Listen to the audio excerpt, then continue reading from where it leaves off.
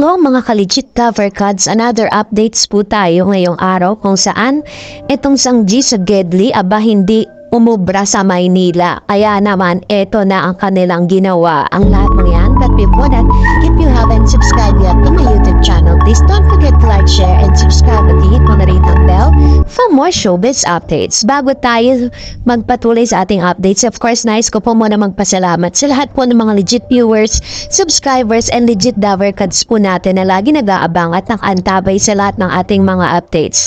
Maraming salamat po sa inyong panonood.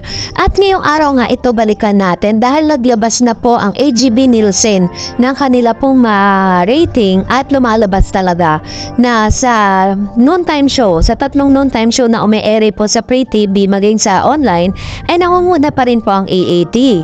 Noong October 4, 2023, 4.2% ang EAT at ang generic Bulaga naman ay nagkamit ng 3.6% at ang It's Showtime ay nagkamit ng 2.7%. So talagang padaus-des po pababa ang ito pong It's Showtime, talagang di natin alam bakit po pagkatapos po ng kanilang suspension, kasi alam nyo, ang manifestasyon kasi parang nagmamalaki kasi si Vice Ganda eh.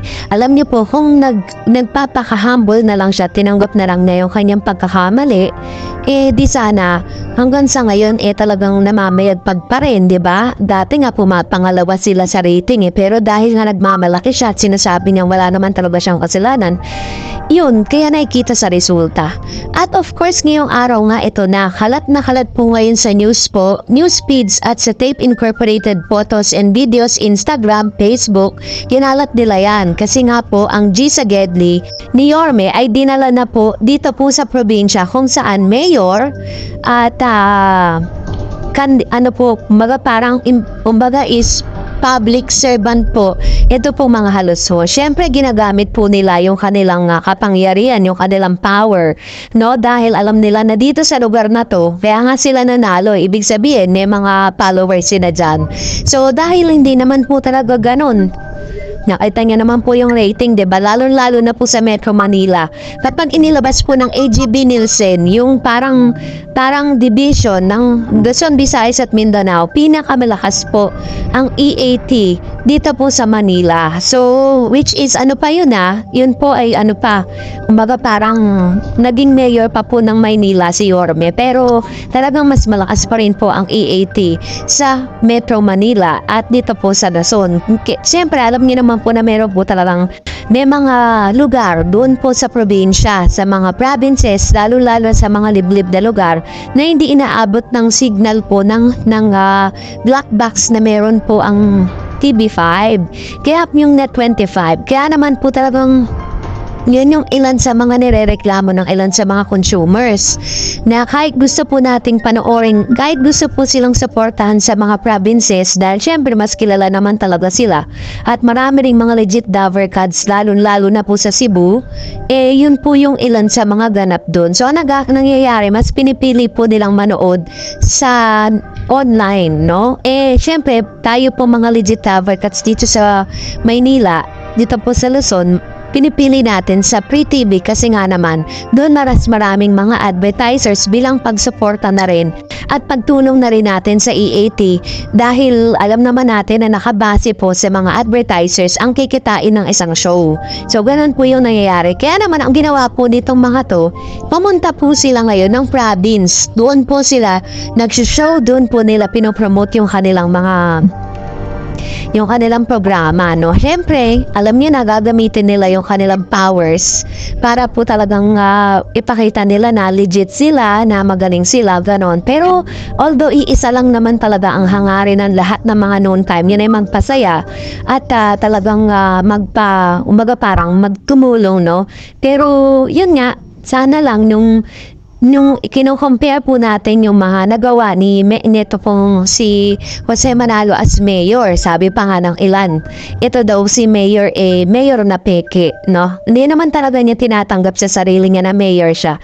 Binansagan lang siyang mayor. Pero talagang masasabi mo na genuine po at napakalakas ng hatak po nitong si Jose Manalo as mayor dito po sa lahat ng kanilang mga pinupuntahan. Kita nyo naman sobrang daming tao, talagang nakikipagsiksik hahalikan sila pag alam po nila na EAT ang nando doon. Lalo na po yung segment natin kanina, diba? Yung mag-asawa sa sugod bahay. Ginawa na po ang lahat ni Jose para po pagbatiin yung dalawa. Kaso talagang matigas lang yung babae. Ayaw niya makipagkasundo. So kasabay nga nito, syempre po, ay nakita natin sa mga videos na sumakay sila.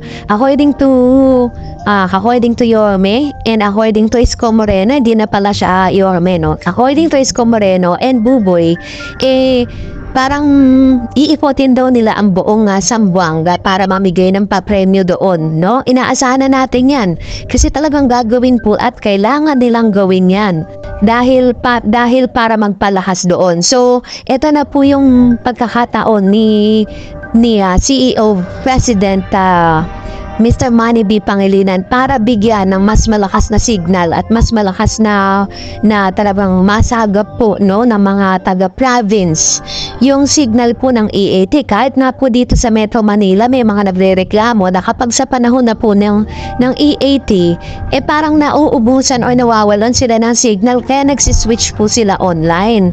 So, alam niyo po siya, kung tutuusin, mas okay po talaga manood sa Free TV kasi malaking tulong po yun para po sa branded na Eat Bulaga.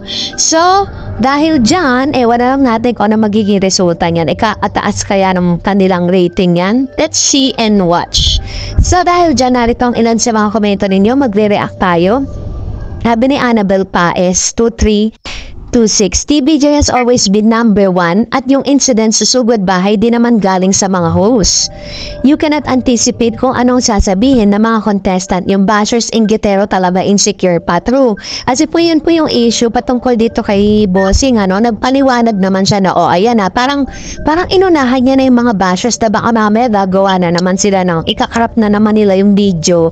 Tapos gagawa na naman sila ng ingay sa social media para mapansin sila ng MTRCB. Kaya inunahan na sila ni Bossing, which is tama po yung ginawa ni Bossing, And of course, another comments coming from Jonas Sheliseo. Sabi niya, yung lawyer ng tape, kitang-kita, tuwang-tuwa sila kasi nakikikitain nila sa mga tambalos-los. Bro, alam niyo po, hanggat di natatapos ang kaso, may bayad po yan. May talent fee yan si Mystica. Si Mystica nga daw, kamukha ni Mystica. Sabi ni Melski, October 29 may cease and desist order sa tape, huwag gamitin ang title na Eat Bulaga. Actually, kahit hindi pa po dumating ang October 29, dahil finally September 23 ay nai-honor na po, no, kay Mr. Joey De Leon ang trademark na Eat Bulaga. Inaantay na lang po talaga yung formal na rights o yung parang signature po ng magdidesisyon para po doon nagamit na nila yung trademark. Sabi ni Melski ulit, naulit yung comments niya. Sabi niya, ginagamit nga daw. Kaya siguro hindi pa nila ginagamit ang malaking studio.